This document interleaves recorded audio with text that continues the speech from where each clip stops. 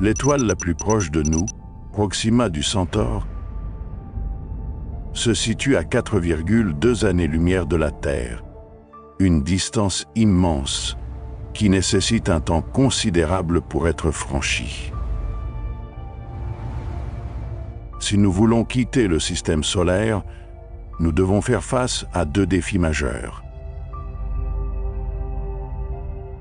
Premièrement, la vitesse atteignable avec la technologie actuelle, les fusées chimiques, est tout simplement insuffisante.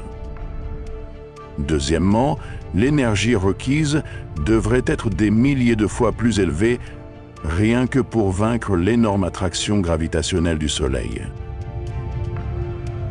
Les recherches sur les moteurs ioniques, la propulsion par fusion nucléaire et des idées audacieuses comme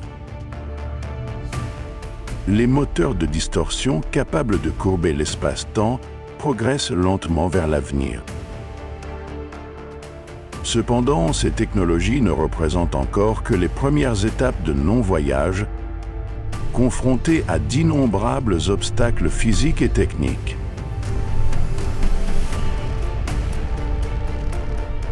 Et si un jour nous y parvenions réellement? L'humanité pourrait-elle évoluer pour s'adapter aux conditions hostiles de l'espace profond? Derrière ces questions technologiques se cache quelque chose de bien plus vaste. Tournons-nous vers un avenir où nous pourrions nous rapprocher de ce qui semblait autrefois impossible?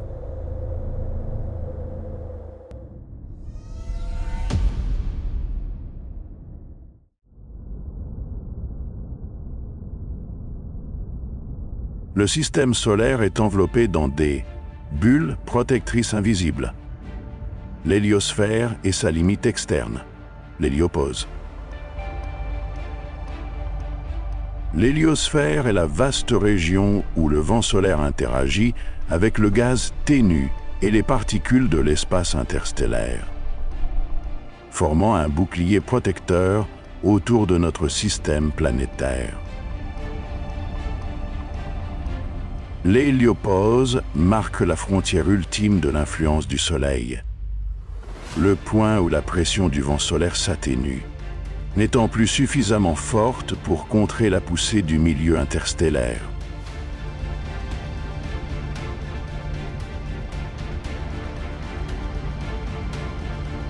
Les sondes Voyager 1 et 2 de la NASA ont livré des informations stupéfiantes sur ces confins lointains. Lorsque Voyager en a franchi l'héliopause en 2012, elle est entrée dans une région de plasma bien plus dense que ce que les scientifiques avaient prévu, où de puissants champs magnétiques interstellaires repoussaient l'héliosphère.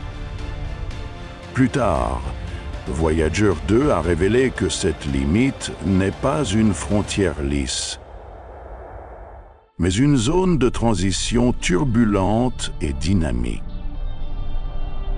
Ces découvertes ont non seulement transformé notre compréhension du système solaire, mais ont aussi mis en évidence l'immense défi que représente le franchissement de ce mur invisible. Au-delà de l'héliosphère s'étendent la ceinture de Kuiper et l'énigmatique nuage de Oort, qui redéfinissent l'échelle réelle de notre système solaire au sein de la Voie lactée. La ceinture de Kuiper, située au-delà de l'orbite de Neptune, est une vaste région peuplée de milliards de corps glacés, le berceau de nombreuses comètes à courte période. Ici, les distances entre les objets sont vertigineuses. Soulignant les étendues incroyables que même la lumière doit parcourir, il faut environ 5 heures à la lumière du Soleil pour atteindre la limite de la ceinture de Kuiper. Plus loin encore, à la périphérie la plus externe, dérive le nuage de Oort.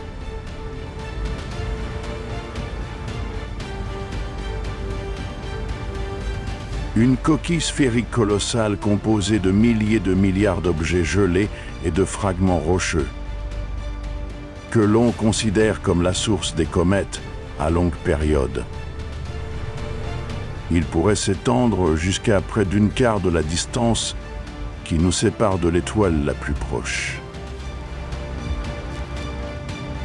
Cela signifie que la lumière du Soleil mettrait des milliers d'années à le traverser, et des milliers d'années supplémentaires pour atteindre le nuage de Oort. Explorer la ceinture de Kuiper et le nuage d'Oort est bien plus qu'une entreprise scientifique. C'est un exercice de perspective qui replace l'échelle réelle de notre système solaire face à l'immensité de la Voie lactée. Pourtant, la distance vertigineuse jusqu'à la limite du nuage d'Oort illustre l'ampleur du défi à venir. Un voyage au-delà de cette frontière exigerait une quantité d'énergie et de temps inimaginable, bien au-delà des capacités de notre technologie actuelle. Cette frontière n'est pas seulement une barrière physique, c'est une invitation, un appel silencieux à explorer l'inconnu.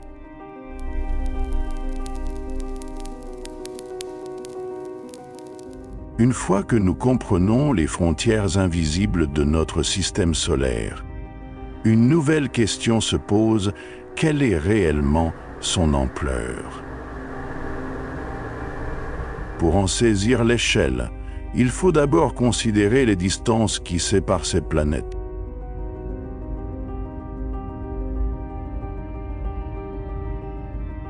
De notre petite Terre jusqu'à la massive Jupiter, le voyage est déjà immense. Mais pour atteindre la limite du nuage d'Oort, cette distance devient presque inimaginable.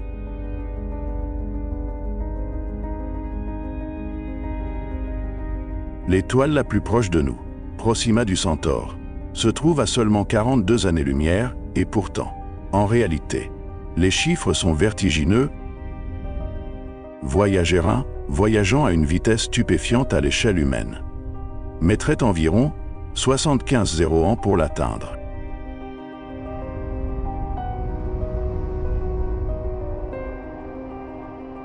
C'est plus long que toute la durée de la civilisation humaine. Le problème du temps n'est pas seulement une question de physique, c'est un concept profond qui façonne notre perception de la réalité. L'humanité peut-elle se permettre d'attendre des milliers d'années pour observer les résultats de l'exploration interstellaire? Le temps n'est pas simplement un flux constant, il se courbe, il se déforme en fonction du mouvement. Selon la théorie de la dilatation du temps de Einstein, lorsqu'un objet s'approche de la vitesse de la lumière, le temps ralentit par rapport à tout le reste. Cela ouvre une possibilité extraordinaire si nous développons une technologie capable de voyager à des vitesses proches de celles de la lumière. L'expérience humaine du temps pourrait-elle être entièrement transformée? Peut-être que pèse l'avenir. À mesure que la technologie progressera, nous découvrirons des moyens de surmonter ces distances immenses, transformant les rêves d'exploration interstellaire en réalité. Mais pour y parvenir, nous devons d'abord affronter le défi du temps lui-même, un facteur inévitable, intimement lié à la quête de l'humanité pour conquérir le cosmos. Pour entreprendre un voyage interstellaire, un vaisseau spatial doit surmonter les forces gravitationnelles, d'abord celles de sa planète d'origine, puis, en dernier ressort, celle du Soleil lui-même. Cela nécessite d'atteindre une variation précise de vitesse, appelée delta-v. Pour la Terre, le delta-v requis pour échapper à l'emprise gravitationnelle du Soleil est vertigineux et exige une quantité d'énergie presque inimaginable pour accélérer un vaisseau de masse significative à de telles vitesses.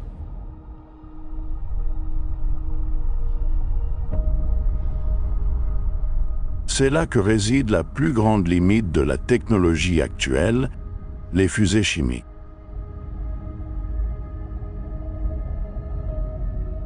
Ces moteurs, bien qu'assez puissants pour emmener des humains sur la Lune et envoyer des sondes à travers le système solaire, sont extrêmement inefficaces. Ils manquent de poussée et de capacité énergétique pour soutenir des missions de très longue durée, au-delà de notre voisinage stellaire. Pour franchir cet obstacle, les scientifiques explorent des systèmes de propulsion avancés, moteurs ioniques, propulsion par fusion nucléaire et même le moteur de distorsion, encore spéculatif.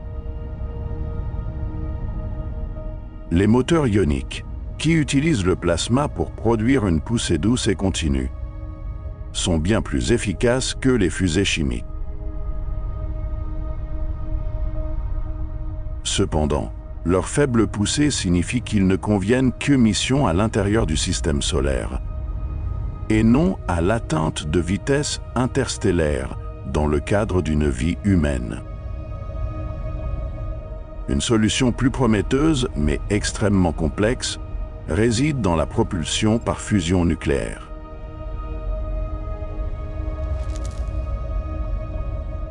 Cette technologie vise à reproduire le processus qui alimente le Soleil, la fusion d'atomes légers libérant une énergie colossale. Si elle venait à être maîtrisée, elle pourrait offrir une propulsion sans précédent, permettant aux vaisseaux spatiaux d'atteindre des vitesses extraordinaires. Mais voici l'obstacle majeur, le contrôle de la fusion.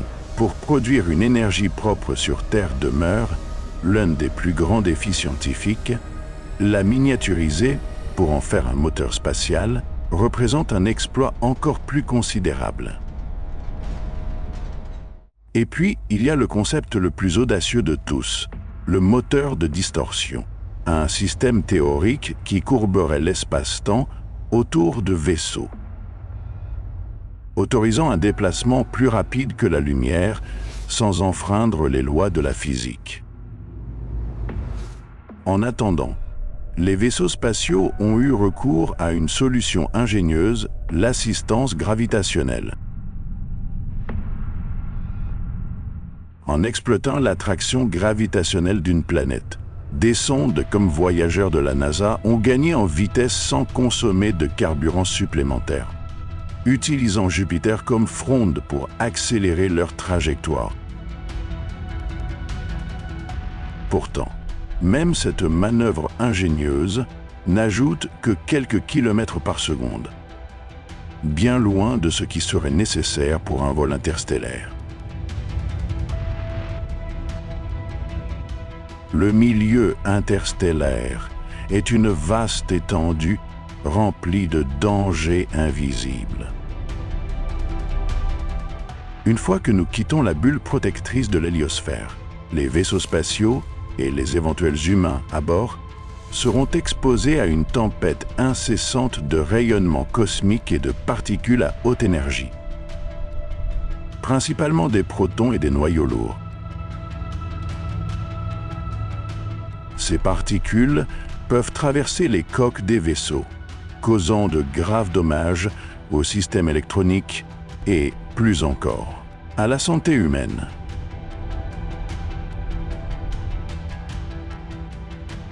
Elles peuvent altérer l'ADN, augmenter les risques de cancer, perturber les fonctions cognitives et même entraîner la mort. Un exemple frappant est celui de Voyager, qui a rencontré des conditions de champ magnétique inédites lorsqu'elle a quitté le système solaire.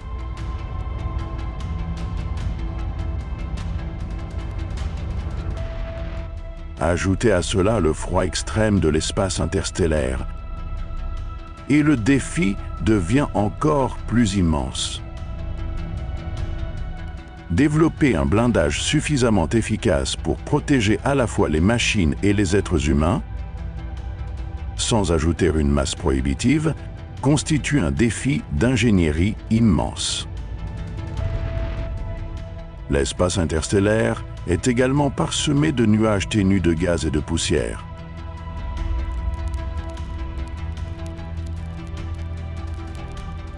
Bien que leur densité soit faible, à des vitesses interstellaires, même une particule de poussière minuscule devient un projectile hypersonique, capable de transpercer la coque de vaisseau spatial.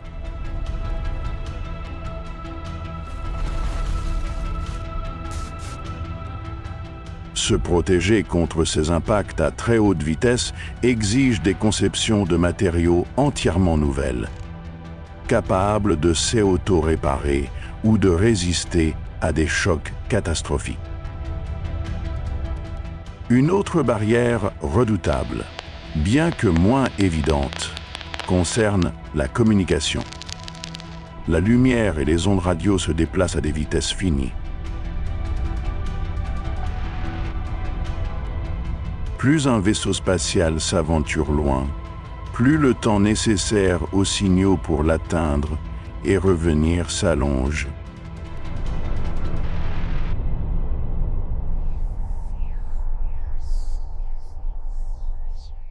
Vers l'étoile la plus proche, Proxima du Centaure, un message radio mettrait plus de 4 ans pour parvenir à destination. Cela crée un délai considérable dans la transmission des commandes et des données. Maintenir une communication fiable sur de telles distances, tout en luttant contre les interférences et la perte de signal, demeure une énigme sans solution évidente. Tous ces éléments se combinent pour faire de l'espace interstellaire un domaine où les barrières invisibles ne sont pas de simples défis techniques, mais des questions de survie.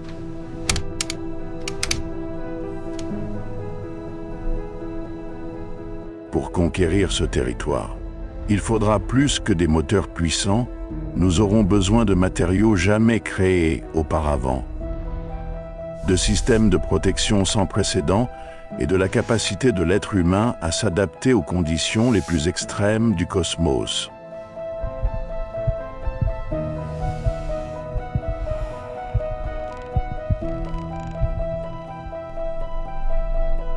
Les scientifiques repoussent sans relâche les limites de la technologie, animés par l'espoir d'ouvrir la porte à des aventures inimaginables dans l'espace profond.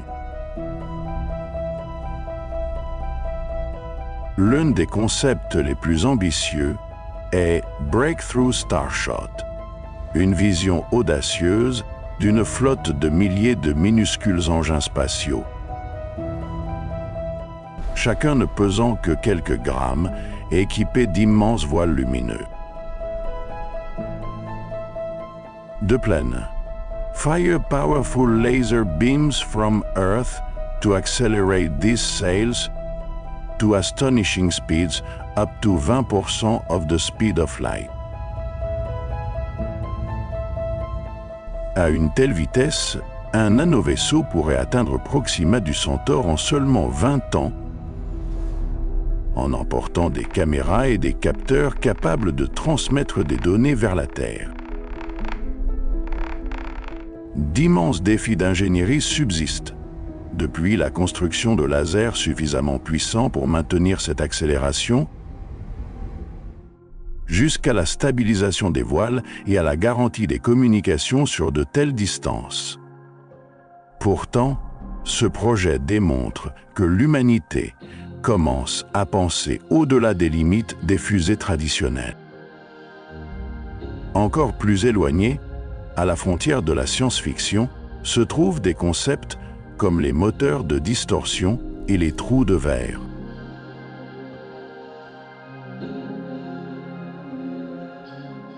Le moteur de distorsion d'Alcubierre demeure une hypothèse élégante, courber l'espace-temps afin de permettre un déplacement plus rapide que la lumière, sans violer les lois physiques locales.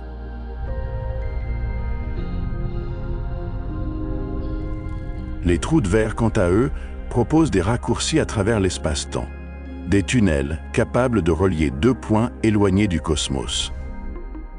Pour l'instant, ces deux concepts nécessitent des conditions physiques qui n'ont jamais été observées et n'existent que dans le domaine de la physique théorique.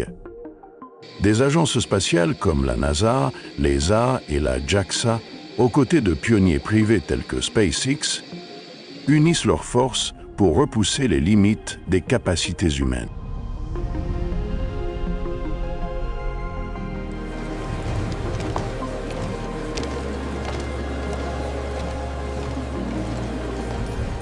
Le partage des connaissances, la mise en commun des ressources et l'union autour d'une vision commune seront essentiels, car le voyage interstellaire n'est pas l'ambition d'une seule nation, mais le rêve collectif de l'humanité.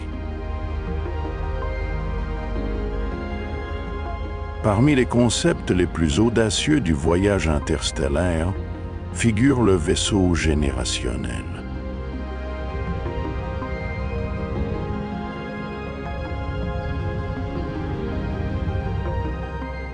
Plus qu'un simple vaisseau, il représente un symbole profond d'espoir et du désir inébranlable de l'humanité de percer les mystères du cosmos.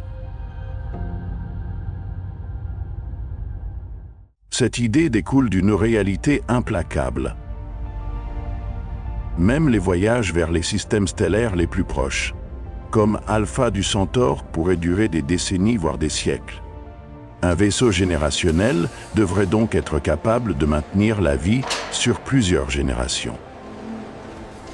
En créant un monde autonome apte à soutenir une société entière durant un périple à travers les étoiles. L'un des plus grands défis réside dans le maintien d'un écosystème stable en circuit fermé à l'intérieur des limites de vaisseaux spatial.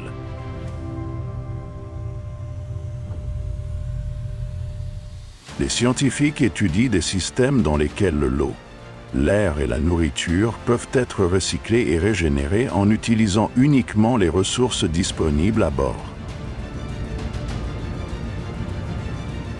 Des projets comme Biosphère 2, une expérience écologique menée en Arizona, offrent un aperçu de ce défi, un monde miniature où l'air, l'eau et la nourriture devaient être continuellement renouvelés sans aucun apport extérieur.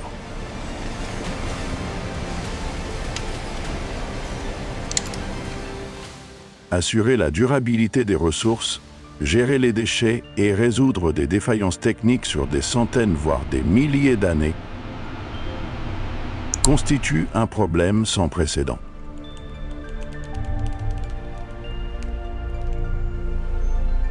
Une seule erreur pourrait entraîner des conséquences catastrophiques. Les systèmes énergétiques représentent un autre élément crucial. L'énergie nucléaire, l'énergie solaire et même la fusion nucléaire, le processus même qui alimente les étoiles, sont envisagés comme source potentielle pour soutenir des missions de si longue durée. La fusion, si elle venait à être maîtrisée, pourrait fournir une source d'énergie abondante et pratiquement illimitée.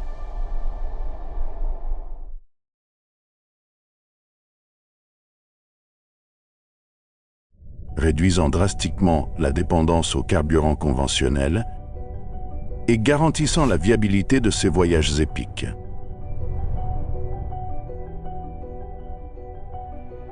Pourtant, les défis les plus redoutables ne sont peut-être pas technologiques, mais psychologiques et sociaux. L'isolement, le confinement et la dynamique complexe d'une communauté étroitement soudée dans un monde artificiel mettront à l'épreuve l'endurance humaine d'une manière que nous pouvons à peine imaginer.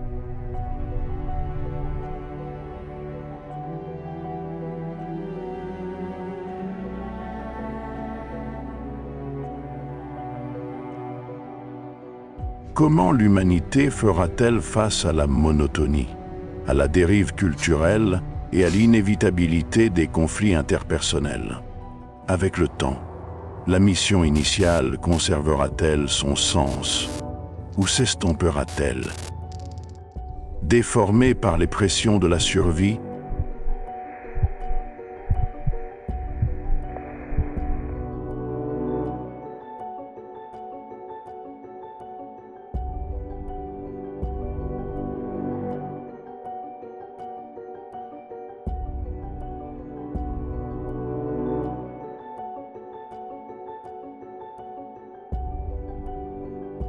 en définitive, le rêve du vaisseau générationnel n'est pas seulement un exploit d'ingénierie, c'est un voyage au cœur des questions les plus profondes sur notre identité, nos valeurs et jusqu'où nous sommes prêts à aller pour revendiquer notre place parmi les étoiles.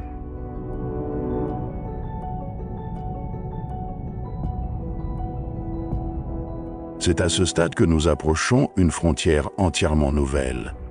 L'endroit où la biologie rencontre la technologie. L'humanité évoluera-t-elle pour s'adapter ou se transformera-t-elle complètement pour survivre? L'évolution est un processus naturel qui se déploie sur des millions d'années. Pourtant, dans le contexte des voyages dans l'espace profond, ce calendrier pourrait être contraint de s'accélérer. Les recherches suggèrent que les êtres humains possèdent une flexibilité génétique leur permettant de s'adapter aux changements environnementaux. Par exemple, les populations vivant en haute altitude développent souvent des traits physiologiques tels que des poumons plus volumineux, favorisant une absorption plus efficace de l'oxygène. De la même manière, si les humains vivaient dans des environnements à forte radiation ou à faible gravité, de nouveaux traits génétiques pourraient émerger pour faciliter la survie.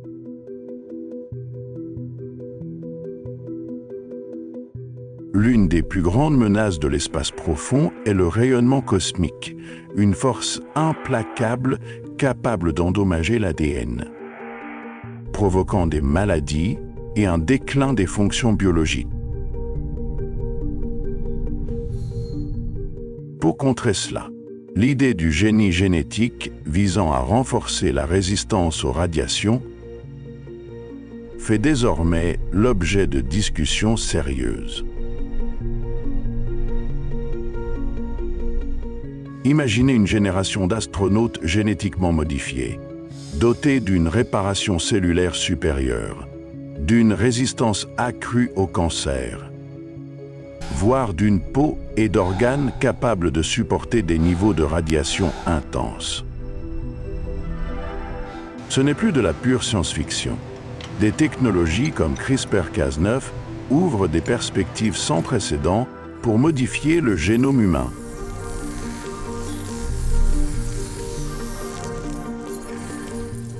Vivre dans des environnements à faible gravité représente un autre défi majeur. Des études menées sur les astronautes montrent qu'une exposition prolongée à l'absenteur entraîne une atrophie musculaire et une perte de densité osseuse. Avec le temps, cela pourrait favoriser l'évolution de squelettes plus légers, des os suffisamment solides pour fonctionner, mais adaptés à une attraction gravitationnelle minimale. Au-delà de la biologie se profile une possibilité encore plus radicale, la fusion de l'homme et de la machine.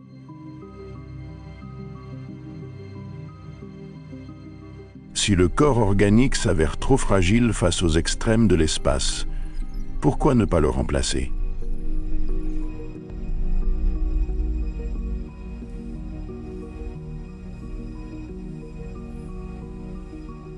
Les cyborgs mi-humains, mi-machines, pourraient résister aux radiations, aux températures extrêmes et au vide spatial d'une manière dont les organismes biologiques sont incapables. Imaginez un cerveau humain intégré à un corps mécanique robuste.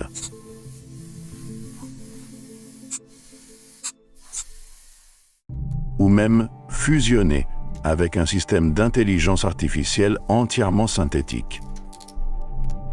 Et si l'intelligence artificielle devenait si avancée qu'elle développe une conscience et une capacité d'auto-amélioration, pourrait-elle devenir l'ultime héritière de l'exploration interstellaire? Les machines ne craignent pas les radiations, n'ont besoin ni d'oxygène, ni de nourriture, ni d'eau, et pourraient fonctionner sans faille pendant des millions d'années. Elles pourraient être les astronautes idéaux pour des voyages s'étendant sur l'éternité.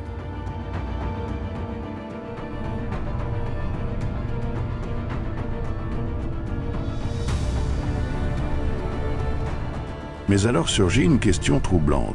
Si nous modifions nos gènes jusqu'à en perdre toute reconnaissance, si nous abandonnons la chair pour l'acier, que reste-t-il de notre humanité?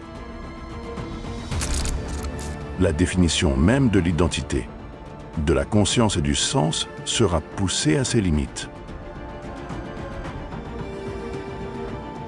Le voyage au-delà du système solaire pourrait ne pas être seulement une quête de nouveaux mondes, mais un périple profond pour redécouvrir qui nous sommes et déterminer si nous sommes prêts à sacrifier une part de notre essence pour accomplir la impossible.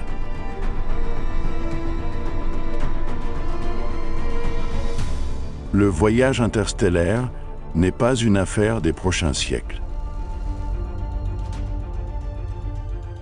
Les obstacles physiques, techniques, mais aussi biologiques et sociaux se dressent encore devant nous.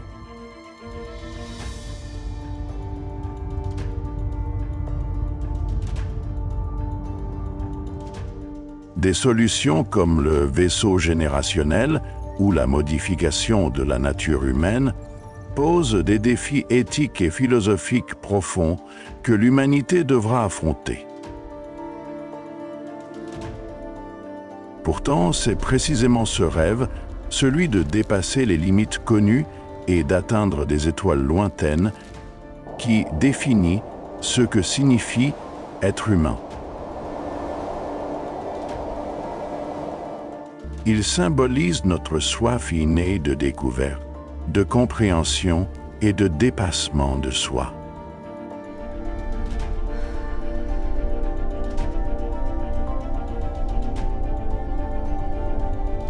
Depuis l'aube de la civilisation, les êtres humains ont toujours levé les yeux vers le ciel nocturne mystérieux, s'interrogeant sur leur place dans l'immensité de l'univers.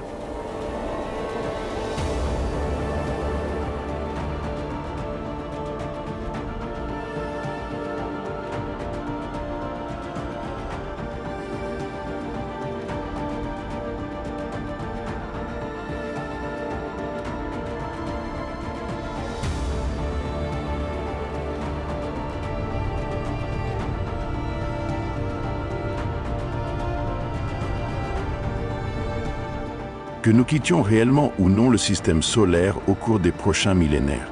La quête de réponse alimente notre motivation la plus profonde, nous poussant à grandir, à rêver et à persévérer sans relâche.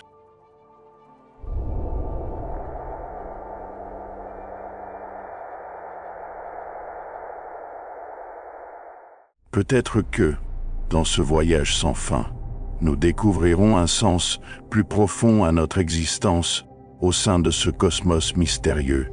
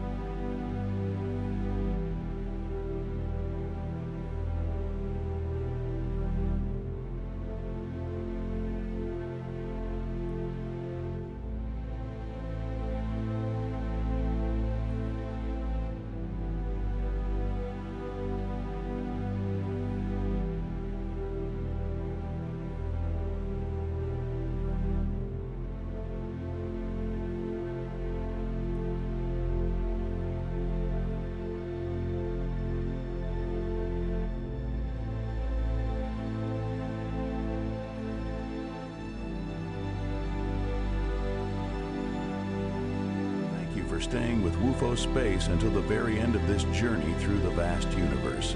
If you found this video interesting and insightful, don't forget to like, share, and subscribe to WUFO Space so you won't miss our next cosmic adventures. Your support means the world to us and fuels our passion to keep exploring the wonders beyond.